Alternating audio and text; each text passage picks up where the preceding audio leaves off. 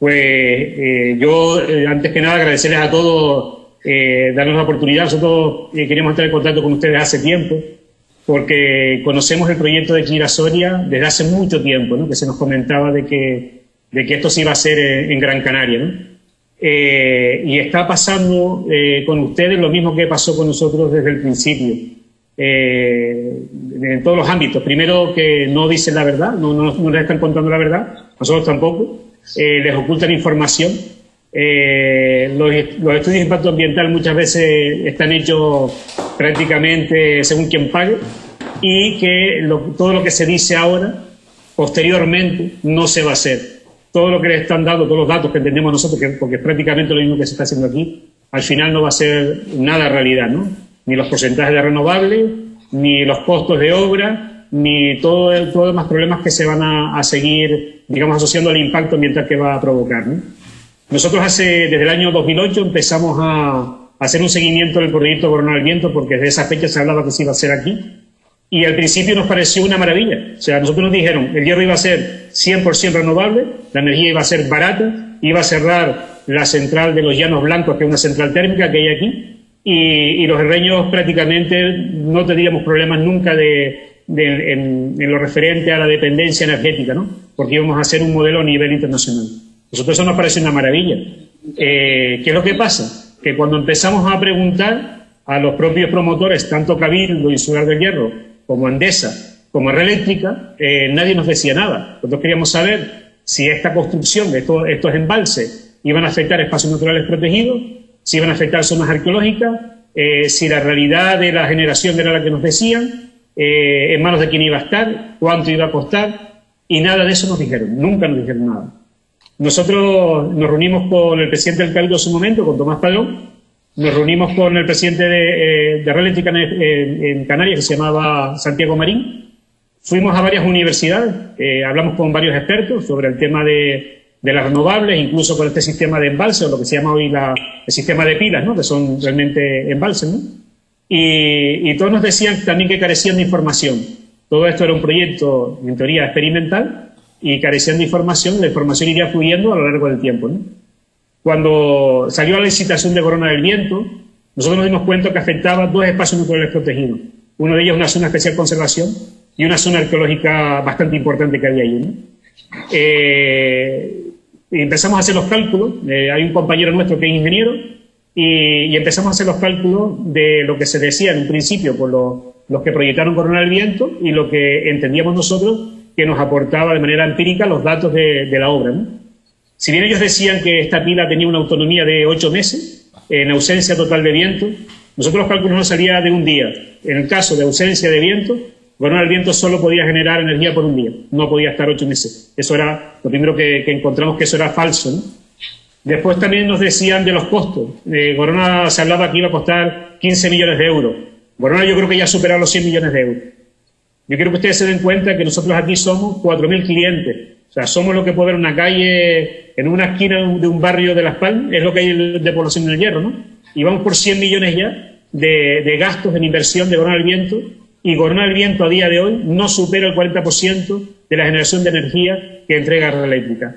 La central térmica ha crecido mucho más de lo que era anteriormente, y seguimos consumiendo mayoritariamente combustibles fósiles. Cuando se empezó la obra de Corona del Viento, nosotros ya denunciábamos estos datos, nos dimos cuenta que teníamos que estar a pie de obra, que es una cosa que les advierto desde aquí. En la obra, a pesar de que ustedes pidan que haya un arqueólogo, o que pidan que haya un biólogo, o alguien que prospecte mientras se está haciendo la obra, normalmente estas personas no las dejan estar presentes cuando hay movimiento de tierra o cuando está en una zona arqueológica. Muchas veces también se contrata, si ustedes no presionan para que el arqueólogo, el geólogo, o el biólogo, el especialista que está allí no sea alguien de confianza, muchas veces se hace la vista gorda. Entonces nosotros estábamos siempre, cuando se empezó la obra, estuvimos a pie de obra. Bueno, nos expulsaban de allí, pero nosotros estábamos allí. Y desde que había material arqueológico, que fue lo que pasó en Corona del Viento, desde que empezaron a encontrarse material arqueológico, íbamos inmediatamente a los juzgados y pedíamos las medidas cautelares urgentes, tanto la Inspección de Patrimonio del Cabildo del Hierro, como a los juzgados por medio de la Fiscalía, que en ese tiempo era doña Inmaculada Violán, porque aquí no había Fiscalía de Permanencia. Eso nos permitió parar la obra un montón de veces, y se para la obra. Si tú pides las medidas cautelares urgentes porque hay una afección de una zona arqueológica, o porque hay una afección de un endemismo, o porque se afecta una parte importante que está regulada por ley, la obra se para. Y nosotros la conseguimos parar. Una vez se para la obra, se tiene que personar la inspectora de patrimonio, en este caso cuando hay una afección de patrimonio, y hasta que no se supiese lo que había allí, se prospectase y se perimetrase, no se podía continuar con la obra. Con lo cual, era una labor de vigilancia prácticamente diaria, porque ellos atravesaron una zona arqueológica y la destrozaron totalmente, ¿no? A pesar de que conseguimos parar la obra, lo que ellos habían hecho previamente, que creo que lo están haciendo con Chira Soria, es declarar el interés general. Cuando declaras interés general se saltan todas las leyes, hacen lo que da la gana. Realmente ahí te amarran de pies y manos. Nosotros llegamos a encontrar que los informes técnicos, que creo que les está pasando a ustedes también, muchos de los informes técnicos que se emiten en la obra son contrarios a la obra. Primero por criterios de seguridad, otros por criterios de legalidad y también por afección de espacios naturales protegidos. ¿Qué es lo que pasa con todos estos informes? Que normalmente tanto el Cabildo como los ayuntamientos, a pesar de tener todos los informes en contra, por orden de presidencia o por orden directamente del presidente del Cabildo, esos informes se ningunean y no tienen en cuenta, digamos, todos los informes, tanto jurídicos como técnicos, y por su orden, vamos, por lo que todos sabemos, lo hace en contra de todos los criterios técnicos y jurídicos. Y eso nunca te vas a enterar si no tienes acceso a ese expediente. ¿Qué es lo que hacía la administración para que nosotros no tuviésemos acceso con ese expediente? Pues nos provocaban silencios administrativos. Nosotros solicitamos la información por medio de, como decía el compañero me decía esta mañana, el convenio de Aarhus nos ampara para tener el derecho a la información medioambiental. En el plazo inferior a un mes tienen que darnos cualquier información ambiental que se pida, pero la administración alegaba que debido a problemas técnicos o saturación de trabajo no nos podían dar esos informes. Si esos informes tardaban más de dos o 3 años, que nos pasaban a nosotros, tardaban un montón de años, cuando tú ibas a denunciar todo esto, muchas veces los delitos habían prescrito ya. Por lo cual a la administración le era interesante no aportar los informes, porque eso supondría la apertura de una vía penal a la hora de denunciar tanto la obra como cualquier acción que hiciesen ahí, ¿no? Nosotros llegamos a presentar una denuncia e imputar al alcalde de Valverde por conceder licencias de la obra de Corona del Viento en contra de los informes técnicos y de secretario, y ese procedimiento sigue abierto. No sabemos todavía qué derroteros habrá tenido porque no estamos personados. Pudimos presentar la denuncia, pero no teníamos un abogado para hacer un seguimiento de esa denuncia. Con lo cual las acciones judiciales en cierto modo funcionaban, aunque Corona del Viento siguió su curso, ¿no? Otra cosa que conseguimos fue cuando Corona del Viento intentó canalizar un barranco que era una zona especial de conservación, donde había un tabacal cardonal. Eso lo denunciamos hasta Europa, presentamos varias denuncias a nivel europeo y nos reunimos con la gente esta que lleva la obra y dijimos que íbamos a paralizarla tomando medidas cautelares urgentes. Entonces lo que hicieron ellos fue crear una obra alternativa, que fue un túnel que canalizaba las tuberías forzadas y la de bombeo, atravesando, tunelando una montaña para evitar afectar la zona especial de conservación, que era un tabacal cardonal que había allí, ¿no? En el tema de la ejecución de las obras, a pesar de que la evaluación de impacto ambiental encontró 18 medidas correctoras que tenía que tener Corona del Viento una vez ejecutada la obra dentro de 2 espacios naturales protegidos y una zona arqueológica, incluso próxima a un BIC, todas esas medidas correctoras no se llevan a cabo. Nadie supervisa que se lleve a cabo las medidas correctoras. De hecho, normalmente se falsifican esos documentos y los técnicos que están allí o las empresas que ellos contratan terminan falsificando los documentos. Acceder a esos documentos es prácticamente imposible si no se tiene un buen abogado y se denuncia esto, de manera eminente, ¿no? Cuando empieza todo este tipo de obras, la transparencia brilla por su ausencia. Nunca te vas a enterar de lo que pasa ahí. Yo la única manera que tuve de enterarme de lo que pasaba en Corona del Viento es porque estudié electricidad y las prácticas aquí en Melloro se hacían en Corona del Viento. Mientras a mí me echaban perros para entrar ahí dentro. O sea, yo no podía atravesar el valle que hay ahí, que se llama el Valle de la Fotasa, el Valle de la Ruda, toda la zona esa que es una zona ecológica. A mí no me dejaban entrar allí. Desde que veía mi coche por ahí cerca, enseguida me mandaban a alguien para que me expulsase de allí. Pero ¿qué pasó? Cuando hice las prácticas, pude entrar dentro de Corona del Viento. Entonces me pegué a los 2 ingenieros que estaban ahí y me contaron todo lo que pasaba dentro de Corona del Viento.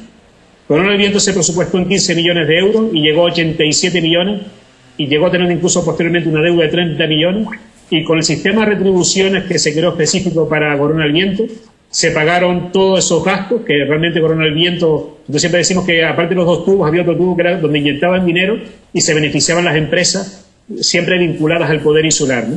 Yo llegaba a ver tractores o palas que hacían zanjas, las tapaban, las volvían a abrir, las volvían a tapar, las volvían a abrir, así sucesivamente durante todo el día para justificar, digamos, la prestación de servicio 24 horas que cobraban un pastón.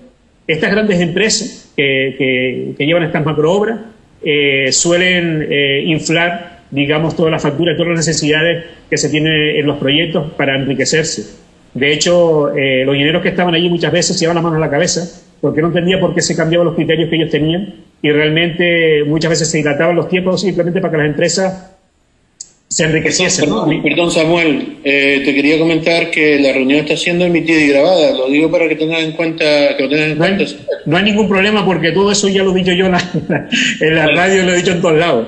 O sea, no hay nada secreto en esto, ¿no? Vale, disculpa. Yo en el tiempo que estuve, como te decía, haciendo las prácticas allí, me di cuenta de eso, ¿no? De cómo se despilfarraba dinero de todas las maneras habidas y por haber. Y también, al poco tiempo, yo creo que te lo mandé esta mañana, ¿no? Al poco tiempo nos dimos cuenta también que los propios ingenieros que estaban haciendo la obra, uno se llamaba Juan Falcón y otro creo que se llama Sergio Rodríguez, digamos, tiraron de la manta y sacaron un artículo diciendo, digamos, de lo que se estaba hablando, lo que realmente se estaba haciendo con el tema de Corona del Viento, ¿no? Hablaban de los porcentajes, los porcentajes totales a los que se iba a llegar, y que lo demás era un aparato realmente de propaganda, ¿no? Era un aparato importante de propaganda que se estaba haciendo, sobre todo política, ¿no? Cuando esto salió, yo creo que ellos los despidieron, ellos no volvieron a trabajar allí más nunca, y Corona se hizo, digamos, una institución, aunque es pública, totalmente hermética. Esto supuso que eso que ellos llamaban el referente de la sostenibilidad y demás, cuando venía algún ingeniero que preguntaba más de la cuenta, no se le respondía.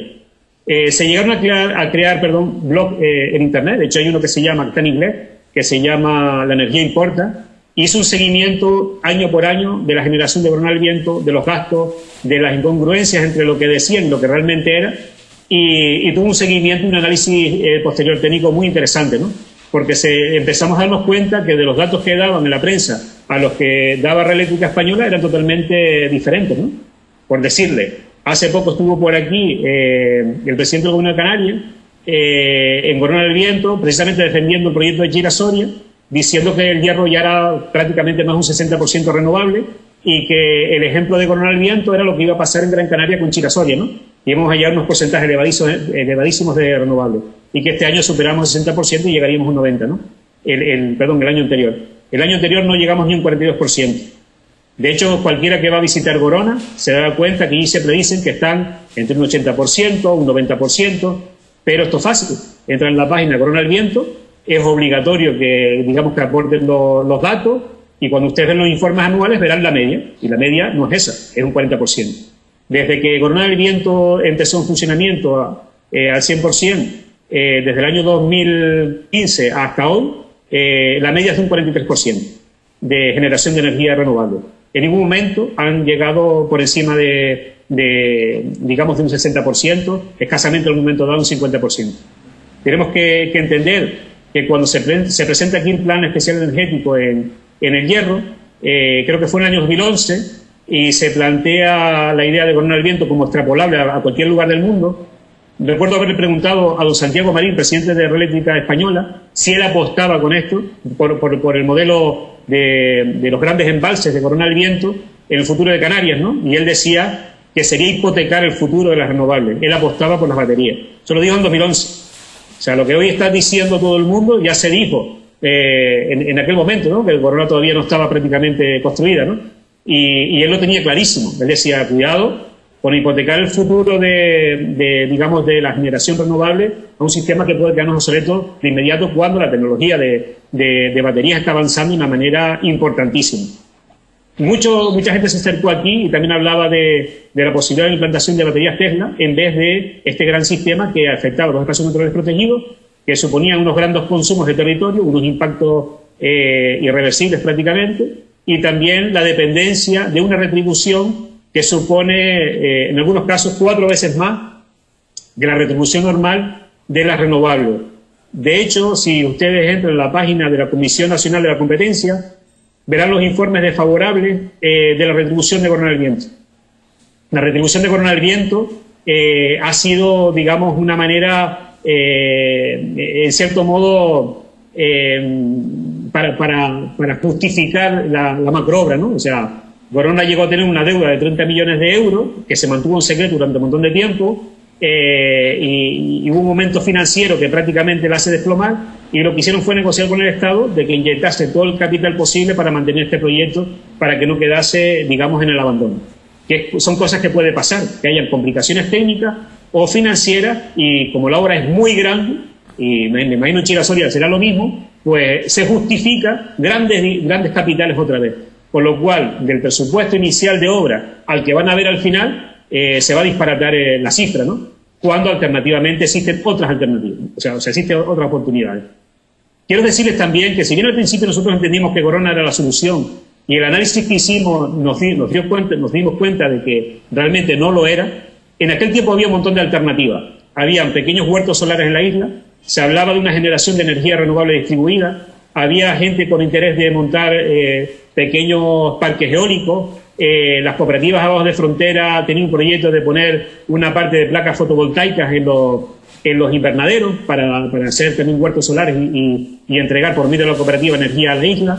Vinieron unos alemanes y ofrecieron poner grandes también parques fotovoltaicos en los techos de las naves públicas, en los edificios públicos, e incluso una vez amortizó la inversión que ellos habían hecho, entregar eso a la administración pública. Aquí vino mucha gente interesada, digamos, en invertir en renovables. Pero una de las cosas que hizo el Cabildo del Hierro fue limitar la inversión de renovables en el Hierro. ¿Por qué?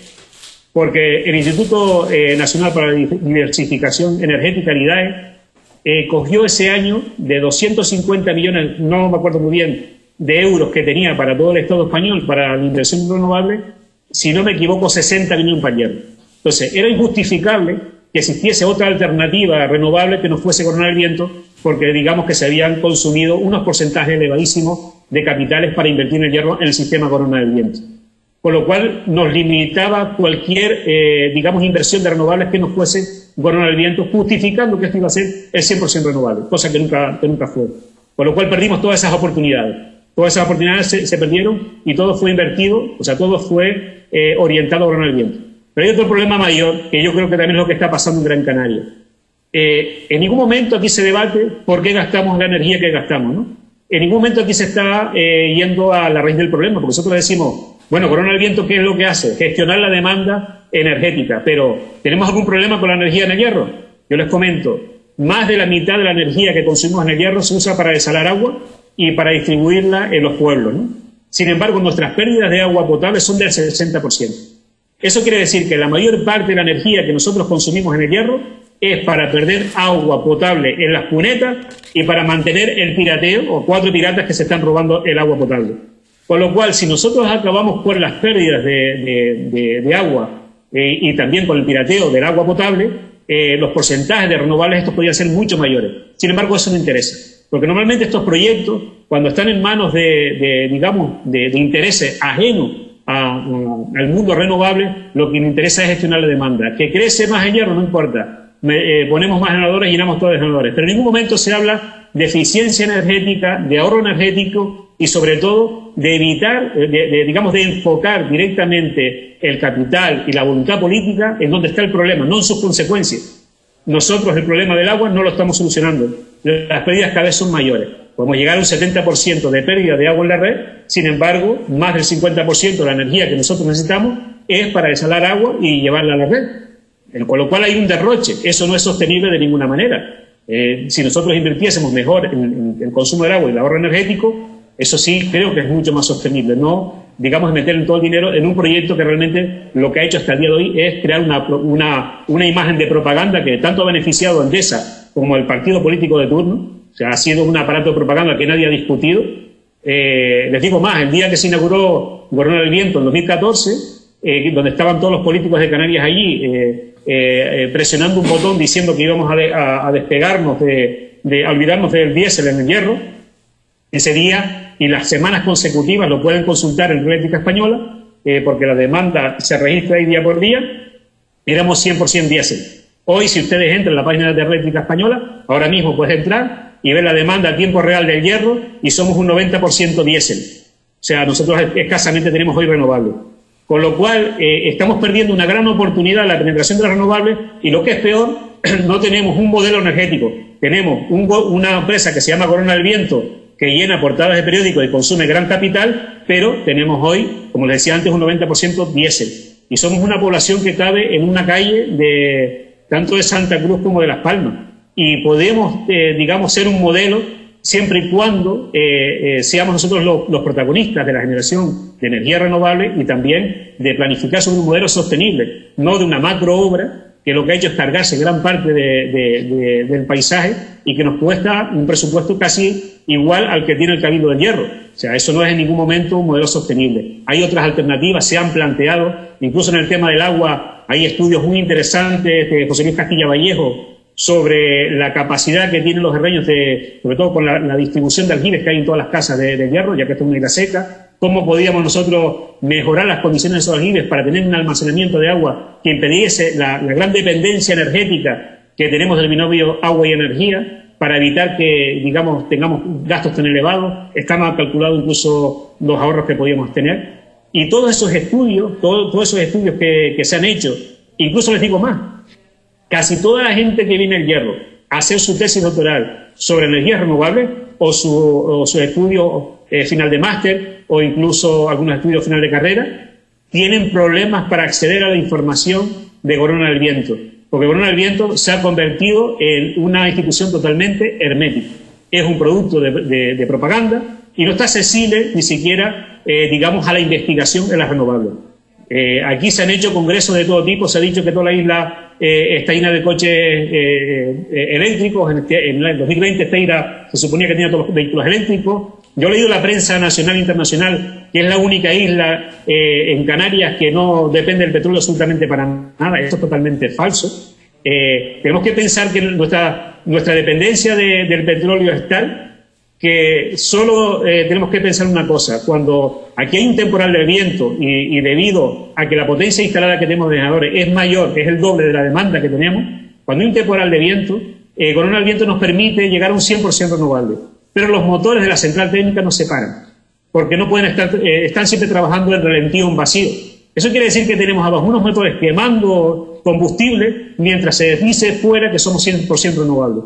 Porque en el momento de que falle el viento, tiene que entrar directamente la central térmica, con lo cual estamos quemando también combustible que no genera energía. Esos motores van siendo cada vez menos eficientes porque queman más combustible de la energía que pueden dar, y seguimos dependiendo altamente de las energías fósiles. También quiero decirles que nuestros consumos son mucho más de lo que se refleja en los informes de Red Eléctrica, ¿no? Los centros, por ejemplo, turísticos, tanto del Culam como el que está en la Restinga, que no están conectados a la red, consumen más de 600 litros de combustible cada 20 días. Y esos dos centros son del Cabildo. Todos los repetidores, si ustedes van a Malpaso, si alguien ha estado en el Hierro hace poco y va a lo alto de Malpaso, verá cómo hay ahí un generador de energía enorme, de grandes dimensiones, un depósito de 700 litros de combustible que está continuamente funcionando porque al Cabildo no ha dado la gana de montar ahí un sistema de placas fotovoltaicas que permitan, digamos, evitar ese consumo perpetuo de combustible en todos los repetidores del hierro y en los centros de interpretación que están aislados. Con lo cual, que aquí exista un modelo sostenible es totalmente falso. Aquí lo que hay es un aparato de propaganda, pero la realidad y los datos empíricos, como decía antes, que puedes ver en Corona del Viento, la misma empresa que pone en su portada somos 100% renovables, cuando van un poco más abajo y ven los informes verán que no solo no lo somos, sino que vamos en detrimento en lo referente a la penetración de renovables. O sea, ha ido una caída en la penetración de renovables de tal modo que ahora estamos en el 42% y no sabemos si el próximo año bajaremos mucho más. También creemos que todo el modelo de sostenibilidad está en manos de gente totalmente incauta. Cuando ellos hablan de la reconversión total del parque móvil, de hierro, o sea, de coger nuestros vehículos, que son casi unos 6.000 vehículos también, y convertirlos en eléctricos, eso no es movilidad sostenible. Nosotros le hemos dicho, nosotros queremos apostar por un transporte público, si es posible gratuito, y solo que sea movido por energía renovable.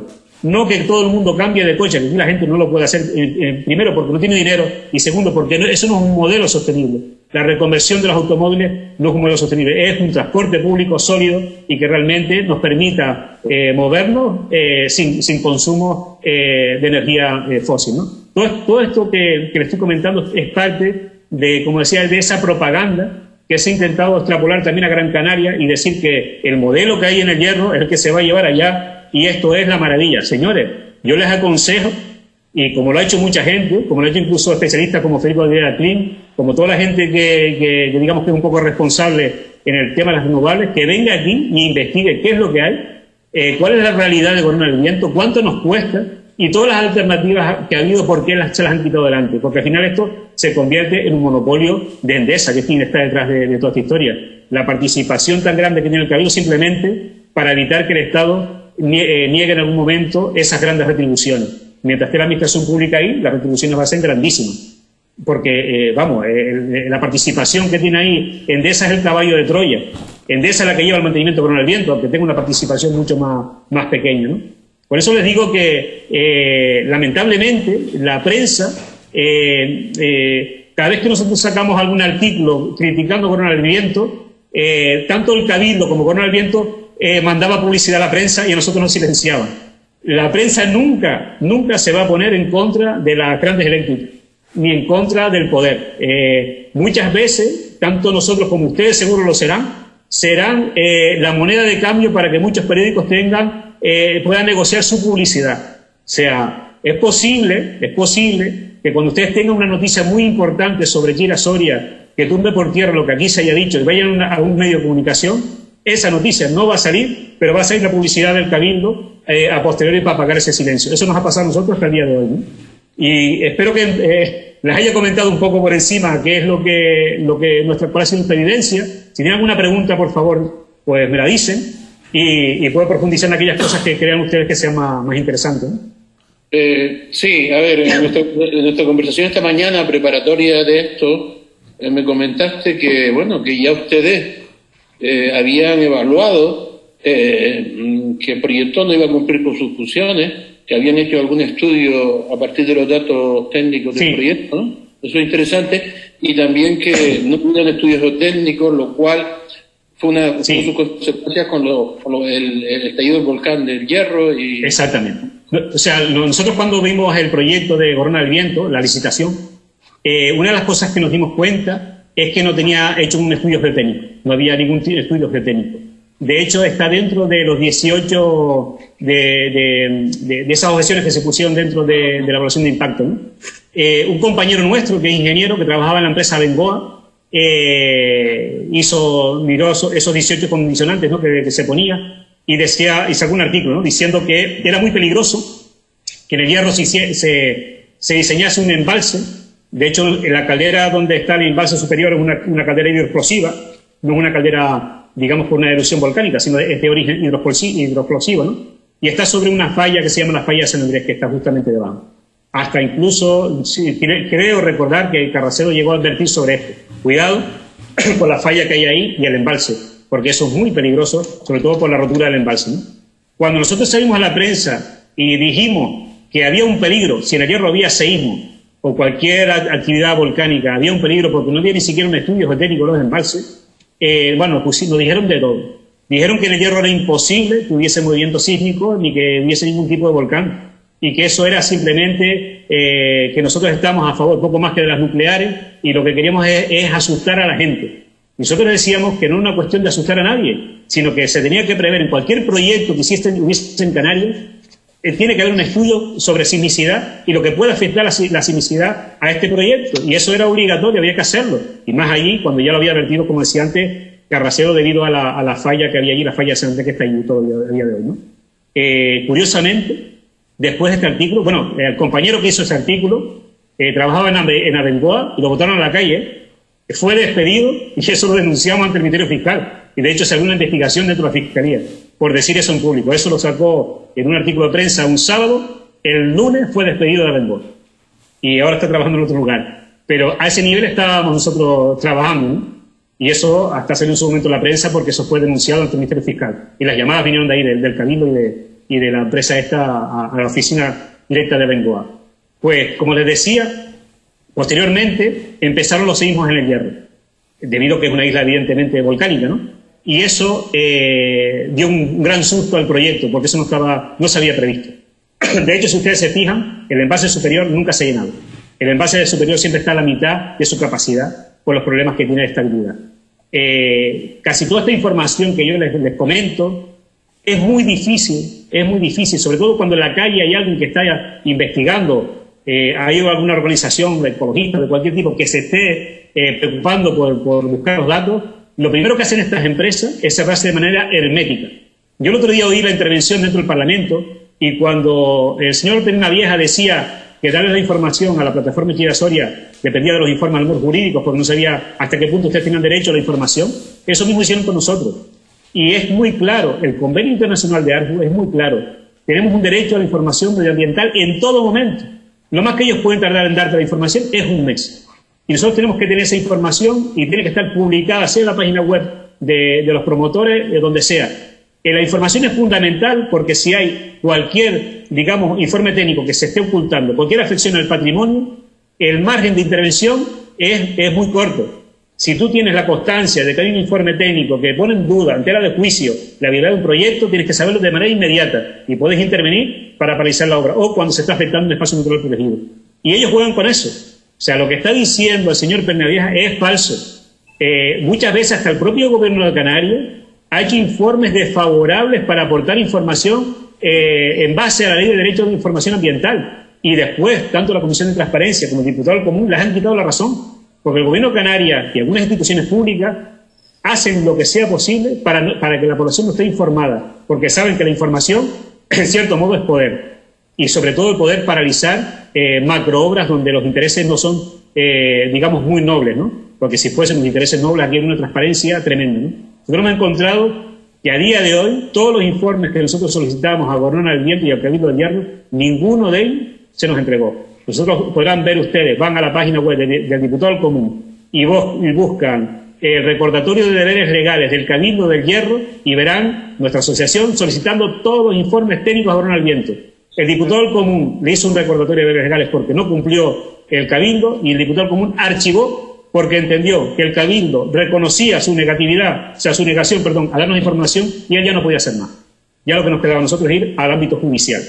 De hecho, fuimos al ámbito judicial por vulneración de derechos fundamentales y la juez archivó el caso porque dice que no había mala fe, dado que el problema que tenía el Cabildo es que no sabía dónde estaban los documentos, que tenía problemas de gestión de documentos y no había mala fe, había ordenado la búsqueda de esos informes y al final no los encontró. Con lo cual, digamos, al no haber mala fe no hay delito. Cosa que es, vamos, una ridiculez, porque hasta el día de hoy no nos han entregado esos informes, ¿no? Con lo cual, lo que les quiero decir es que si no hay un buen equipo, por lo menos por nuestra experiencia de abogados, que estén ahí y gente que esté, digamos, en el campo observando lo que se hace, porque una cosa es lo que se dice, los proyectos que se va a hacer y otra cosa es lo que se hace. Si no hay un equipo que esté todo el día ahí, van a ser unos destrozos tremendos si no se consigue parar antes, ¿no? Y sobre todo también la vía europea. Nosotros, gracias a muchas denuncias que hemos llevado a la Comisión Europea, se han interesado en venir aquí, ¿no? Y se han interesado sobre todo en el tema de los espacios naturales protegidos. También les digo que cuando se declara de interés público, la limitación es enorme, aunque yo creo que no deben ser afectados en ningún momento los espacios naturales protegidos, ¿no? No sé si había alguna pregunta o algo que me... No oigo, no sé si me oyen ustedes. Ya se va a acabar el Zoom porque son de estos que duran 45 minutos, pero lo vuelvo a arrancar. No obstante, en estos 2 minutos que nos quedan, y así vamos pensando en las preguntas que te vamos a hacer en la segunda parte, quería preguntarte por el tema del agua. Ustedes también le prometieron que iba a haber agua. Agua de riego. Cuéntame eso porque eso fue otra mentira más del proyecto. Sí. Bueno, cuando se cuestionó el 100% renovable, o sea, una vez ejecutada la obra y que ya, digamos, muchos técnicos, incluso algunos analistas a nivel incluso hubo un francés que dijo, oye, esto es mentira lo que están diciendo ahí, ustedes no van a llegar al 40%, no van a cumplir el objetivo. De hecho, les digo más, el Instituto Nacional de la Competencia, hay un informe del año 2014 que lo pueden buscar ahí, ustedes entran en la página web y buscan Corona del Viento, y en 2014 hay un informe que dice que se debe revisar la retribución de Corona del Viento porque no cumple objetivos ya en 2014, o sea, de lo que se decía que el porcentaje que debería tener de renovables, no lo cumplía, porque la retribución es en base al objetivo que tiene la empresa, y el objetivo tiene que ser empírico, tiene que ser contrastable, y ese objetivo no se cumplía. Cuando eso sale a la luz, y todo el mundo sabemos que es falso lo que nos decía, empieza a llover por todos lados, ¿no? Corona del Viento, bueno, la energía es algo secundario, lo que va a dar es agua en altura. Eso se dijo desde un principio, cuando ya se rompió aquella propaganda que se hacía de que íbamos a ser 100% renovables. Aquí hubo una sequía el año pasado que fue la mayor sequía en 60 años. La mayor en 60 años. El Hierro se quedó prácticamente desértico. La ganadería de la meseta en Hidalgo quedó prácticamente abandonada. Y verá un montón de artículos, de periódicos, de la gente reivindicando redes de riego, de que necesitan agua, incluso en frontera también, en todos lados. Corona del Viento no aportó ni un litro de agua. O sea, no se crean los cuentos, que esto termina, nosotros ya la llamamos Corona del Cuento, porque te cuentan cada historia que al final eso es falso. Es totalmente falso. Perdona, Samuel, ya se acabó el tiempo, voy a arrancar